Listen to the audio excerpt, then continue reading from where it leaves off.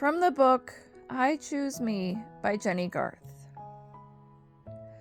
Looking back, I see how my self-worth slowly became intertwined with how others saw me. If I was cast as a pretty girl, that must mean I was pretty. If I wasn't cast, did that mean I wasn't? It's a dangerous equation, one that's hard to untangle once it's lodged inside your mind. Something shifted for me during those early seasons of 90210. At first, it was subtle.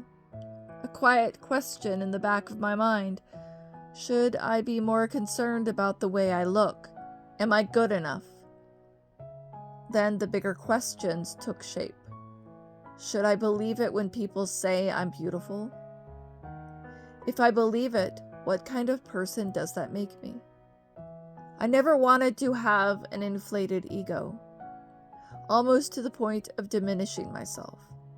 So I ignored many of the positive messages around my looks and instead focused on criticisms. Believe me, there were plenty of both. Just like Kelly, I faced harsh judgments and struggled to maintain my mental health. The messages on the show, whether in the script or in my head, began to blur the lines between character and self.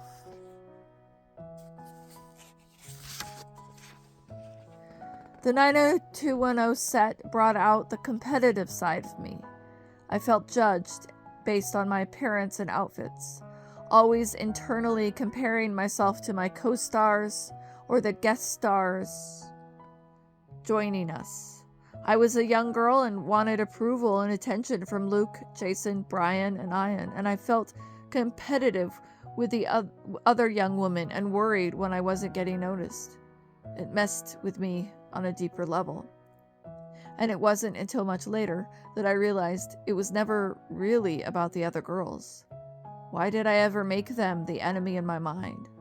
It was about my own feelings of insecurity, my own need for validation from others. When you're young and unsure of yourself, it's easier to turn that anxiety outward than to look at what's really going on inside. I was afraid I wasn't enough on my own, that if someone else walked into the room and was prettier or cooler or got more attention, I'd disappear. That kind of thinking isolates you.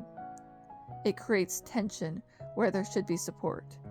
And now I know the real strength comes from choosing connection over competition and learning to validate yourself rather than chasing it from someone else. It's difficult to pinpoint the first moment I changed something about myself just to be more appealing. But I remember when the doubt crept in about my body, when I started to believe that I wasn't quite right. It was the 90s, the era of heroin chic and impossibly thin models, and I had a normal, healthy body. I had curves, I had hips, I had a butt. But suddenly, those things didn't feel like assets. They felt like problems I needed to fix.